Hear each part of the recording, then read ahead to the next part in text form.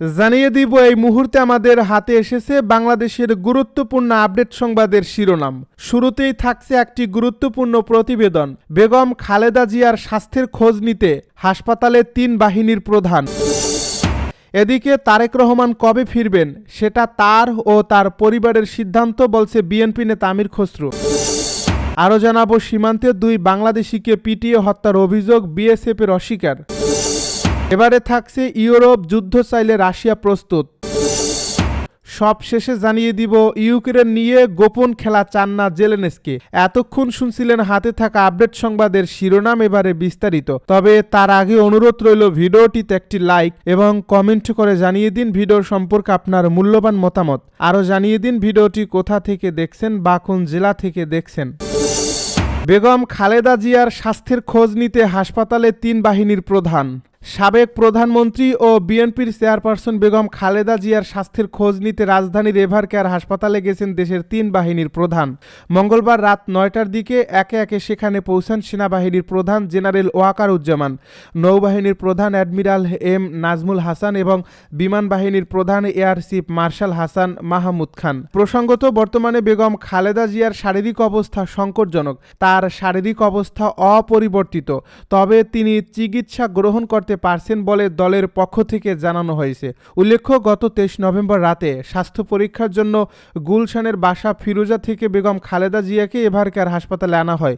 এরপর মেডিকেল বোর্ডের পরামর্শক্রমে তাকে হাসপাতালে ভর্তি করা হয়। এরপর তার শারীরিক অবস্থার অবনতি হতে থাকে। তারেক রহমান কবে ফিরবেন সেটা তার পরিবারের সিদ্ধান্ত, বলছে বিএনপি নেতা আমির খসরু। বিএনপির ভারপ্রাপ্ত চেয়ারম্যান তারেক রহমানের দেশে ফেরা নিয়ে অতি আগ্রহ দেখানো প্রয়োজন নেই বলে মন্তব্য করেছেন দলের স্থায়ী কমিটির সদস্য আমির খসরু মাহমুদ চৌধুরী। তিনি বলেন, তিনি কবে ফিরবেন সেটা তার ও তার পরিবারের সিদ্ধান্ত, এ নিয়ে আলোচনা করে কোনো লাভ নেই। মঙ্গলবার সন্ধ্যায় রাজধানীর গুলশানের একটি হোটেলে ফিউচার বাংলাদেশ চ্যালেঞ্জ 2025-এর গ্র্যান্ড ফিনাল অনুষ্ঠান শেষে সাংবাদিকদের এক প্রশ্নের জবাবে তিনি একথা বলেন। এর আগে তিনি অনুষ্ঠানে প্রধান অতিথির বক্তব্যও দেন। সামাজিক যোগাযোগ মাধ্যমে কয়েকদিনের মধ্যেই তারেক রহমান দেশে ফিরছেন এমন আলোচনার বিষয়ে সাংবাদিকেরা জানতে চাইলে আমির খসরু মাহমুদ চৌধুরী বলেন, আমার এরকম কিছু জানা নেই, এরকম কোনো কিছু আমাদের কালকে মিটিংয়েও আলোচনা হয়নি। সামাজিক যোগাযোগ মাধ্যমে তারেক রহমানের শীঘ্রই দেশে ফেরা নিয়ে যে আলোচনা চলছে সে বিষয়ে জানতে চাইলে আমির খসরু মাহমুদ চৌধুরী বলেন, আমার এরকম কিছু জানা নেই, এরকম কোনো কিছু আমাদের গতকালকের মিটিংয়েও আলোচনা হয়নি। সরকারের পক্ষ থেকে তারেক রহমানকে ট্রাভেল ভিসা দেওয়ার কথা কেন বলা হচ্ছে জানতে চাইলে বিএনপির স্থায়ী কমিটির এই সদস্য বলেন, আমার জানা নেই, সরকার কেন বলছে সেটা আমি বলতে পারবো না, এ বিষয়ে আমি ঠিক জানি না, সুতরাং আমি কমেন্ট করতে পারবো না সেটার ব্যাপারে। যারা বলছে তাদের জিজ্ঞেস করলে ভালো হয়। এখন তারেক রহমান দেশে না এলে সামনের নির্বাচনে প্রভাব পড়বে কিনা জানতে চাইলে আমির খসরু মাহমুদ চৌধুরী বলেন, রাজনীতি এত সহজে প্রভাব পড়ার কোনো বিষয় নয়। বিএনপি একটি সবচেয়ে জনপ্রিয় দল, মানুষের আস্থা নিয়ে রাজনীতি করে। বাংলাদেশের মানুষের আস্থা বিএনপির নেতৃত্ব, দেশনেত্রী বেগম খালেদা জিয়া এবং তারেক রহমান এবং জিয়াউর রহমান সাহেবের প্রতি আস্থা আছে। এটা বাংলাদেশের মানুষ যখনই সুযোগ পেয়েছে তখনই প্রমাণ করছে, ইনশাল্লাহ আগামী দিনেও প্রমাণ করবে। সীমান্তে 2 বাংলাদেশিকে পিটিয়ে হত্যার অভিযোগ, বিএসএফের অস্বীকার। চাঁপাইনবাবগঞ্জের শিবগঞ্জ উপজেলার সীমান্তবর্তী এলাকায় 2 বাংলাদেশিকে পিটিয়ে হত্যার অভিযোগ উঠেছে ভারতীয় সীমান্তরক্ষী বাহিনী বিএসএফের বিরুদ্ধে। রোববার রাত দুপুর 2টার দিকে আন্তর্জাতিক পিলার 73 ও 77 নম্বরের মাঝামাঝি এলাকায় এই ঘটনা ঘটে বলে স্থানীয় সূত্রে জানা গেছে। তবে এ বিষয়ে আনুষ্ঠানিকভাবে কিছু জানে না বলে জানিয়েছেন বিজিবি। নিহতরা হলেন শিবগঞ্জের দুর্লভপুর ইউনিয়নের গাইপাড়া গব্বামের মৃত মুজিবুর রহমানের ছেলে ইব্রাহিম রিঙ্কু ও পাকা ইউনিয়নের শ্যামপুর গ্রামের আমিনুল ইসলামের ছেলে মমিন মিয়া। স্থানীয়দের বরাতে জানা গেছে, রোববার গভীর রাতে 4 থেকে 5 জনের একটি দল ওয়াহেদপুর বিওপির পাশ দিয়ে সীমান্তে গরু আনতে যায়।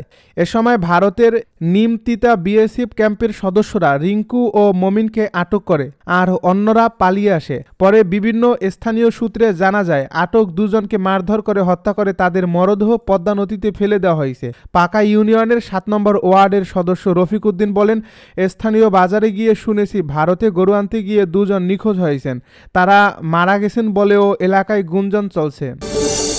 ইউরোপ যুদ্ধ চাইলে রাশিয়া প্রস্তুত। রুশ প্রেসিডেন্ট ভ্লাদিমির পুতিন মঙ্গলবার বলেছেন, ইউরোপ যদি যুদ্ধ চায় তবে রাশিয়া তার জন্য প্রস্তুত। একই সঙ্গে তিনি ইউক্রেন সংঘাত নিয়ে একটি চুক্তি বানচাল করার চেষ্টা করার অভিযোগ এনে ইউরোপের নেতাদের অভিযুক্ত করেন, এমন সময়ে যখন তিনি মার্কিন দূতদের সঙ্গে বৈঠকে বসতে যাচ্ছেন। এই মন্তব্য আসে এমন এক সময়ে যখন প্রায় 4 বছর ধরে চলা যুদ্ধের অবসান ঘটাতে উচ্চ পর্যায়ের আলোচনার জন্য মার্কিন দূত স্টিভ উইটকফ ও প্রেসিডেন্ট ডোনাল্ড ট্রাম্পের জামাতা জ্যারেড কুশনার মস্কোতেও অবস্থান করছিলেন। কয়েকদিন ধরে টানা কূটনৈতিক তৎপরতার পর এই বৈঠক অনুষ্ঠিত হয়। মস্কোয় সাংবাদিকদেরকে পুতিন বলেন, ইউরোপের সঙ্গে যুদ্ধে যাওয়ার জন্য কোনো পরিকল্পনা আমাদের নেই, কিন্তু ইউরোপ যদি যুদ্ধ চায় এবং তা শুরু করে তাহলে আমরা এই মুহূর্তেই প্রস্তুত। তাদের কোনো শক্তির এজেন্ডা নেই, তারা যুদ্ধের পক্ষে আছে। একই সঙ্গে তিনি আবারও দাবি করেন, ইউক্রেনে শান্তি প্রতিষ্ঠার জন্য যুক্তরাষ্ট্রের উদ্যোগে ইউরোপীয় নেতারাই বাধা সৃষ্টি করছে। পুতিন বলেন, যুদ্ধ শেষ করতে ট্রাম্পের সর্বশেষ প্রস্তাবে ইউরোপ যে পরিবর্তন এনেছে তার লক্ষ্য ছিল একটিমাত্র বিষয়, পুরো শান্তি প্রক্রিয়াকে সম্পূর্ণভাবে আটকে দেওয়া এবং রাশিয়ার কাছে একেবারেই অগ্রহণযোগ্য দাবি সামনে আনা। সংঘাতের অবসান ঘটাতে ওয়াশিংটন 28 দফার একটি খসড়া প্রস্তাব উপস্থাপন করেন, যা পরে কিয়েভ ও ইউরোপের সমালোচনার পর সংশোধন করা হয়। তাদের মতে সেই প্রস্তাব রাশিয়ার বেশ কিছু সর্বোচ্চ বা কঠোর দাবির প্রতি অতিমাত্রায় সহানুভূতিশীল ছিল। ইউক্রেনকে নিয়ে গোপন খেলা চান না জেলেনস্কি। আয়ারল্যান্ডের প্রধানমন্ত্রী মিশেল মার্টিনের সঙ্গে যৌথ সংবাদ সম্মেলনে ইউক্রেনের প্রেসিডেন্ট ভলোদিমির জেলেনস্কি জানিয়েছেন, রাশিয়ার সঙ্গে লড়াইয়ে বিরতি নয়, তিনি চান যুদ্ধের সম্পূর্ণ সমাপ্তি। একই সঙ্গে তিনি আশা করছেন, এখানে কোনো গোপন খেলা হবে না। ইউক্রেন যুদ্ধের অবসান নিয়ে আলোচনা করতে মঙ্গলবার রাশিয়া এসেছেন মার্কিন প্রেসিডেন্ট ডোনাল্ড ট্রাম্পের বিশেষ দূত স্টিভ উইটকফ এবং জামাতা জ্যারেড কুশনার। তবে এখনও তাদের সঙ্গে বৈঠকে বসেনি রাশিয়ার প্রেসিডেন্ট ভ্লাদিমির পুতিন, খবর বিবিসির। এর মাঝেই এক ভয়ার্ত রুশ প্রেসিডেন্ট হুমকি ছুড়ে রেখেছেন, ইউরোপের প্রস্তাবগুলোকে তিনি রাশিয়ার জন্য গ্রহণযোগ্য নয় বলে প্রত্যাখ্যান করেছেন। একই সঙ্গে অভিযোগ করেছেন, ইউরোপীয় নেতারা যুক্তরাষ্ট্রের প্রস্তাবিত শান্তি উদ্যোগকে বাধাগ্রস্ত করছে, খবর দ্য গার্ডিয়ানের। পুতিন সতর্ক করে বলেছেন, আমরা ইউরোপের সঙ্গে যুদ্ধ করতে চাই না, কিন্তু ইউরোপ চায়। যদি তারা যুদ্ধ চায় আমরা এখনই প্রস্তুত। যুক্তরাষ্ট্রের সঙ্গে আলোচনার আগে ইউরোপের উদ্দেশ্যে এটি একটি স্পষ্ট ও কঠোর বার্তা বলেই মনে হচ্ছে। ইউক্রেনের প্রেসিডেন্ট জেলেনস্কিও এই যুদ্ধবিরতির তথা বন্ধের চুক্তিকে সহজভাবে দেখছে না। ডাবলিনে জেলেনস্কি বলেছেন, যুদ্ধ শেষ করার জন্য এখন আগের যে কোনো সময়ের চেয়ে ভালো সুযোগ তৈরি হয়েছে। পুতিনের সঙ্গে বৈঠক শেষে যুক্তরাষ্ট্রের কাছ থেকে সরাসরি বার্তা আসার প্রত্যাশা করছে। তিনি আবারও ট্রাম্পের সঙ্গে বৈঠকে বসতে প্রস্তুত বলে জানিয়েছেন, তবে সেটি মস্কো আলোচনার সফলতার উপর নির্ভর করবে। জেলেনস্কির এই ভাষায় যুদ্ধ শেষ করতে সহজ কোনো সিদ্ধান্ত নেই এবং ইউক্রেনের পেছনে কোনো ধরনের গোপন খেলা হওয়া উচিত নয়। জেলেনস্কি বলেছেন, নতুন শান্তি প্রস্তাবের নির্দিষ্ট পয়েন্টগুলো তিনি এখনই প্রকাশ করতে প্রস্তুত নন। তবে তিনি স্বীকার করেন, সবচেয়ে কঠিন ইস্যুগুলো হলো ভূখণ্ড সংক্রান্ত প্রশ্ন এবং ইউরোপে আটকে থাকা রাশিয়ার অর্থ। যুক্তরাষ্ট্র ও ইউরোপ উভয় পক্ষ থেকেই ইউক্রেন মজবুত নিরাপত্তার নিশ্চয়তা আশা করছেন জেলেনস্কি।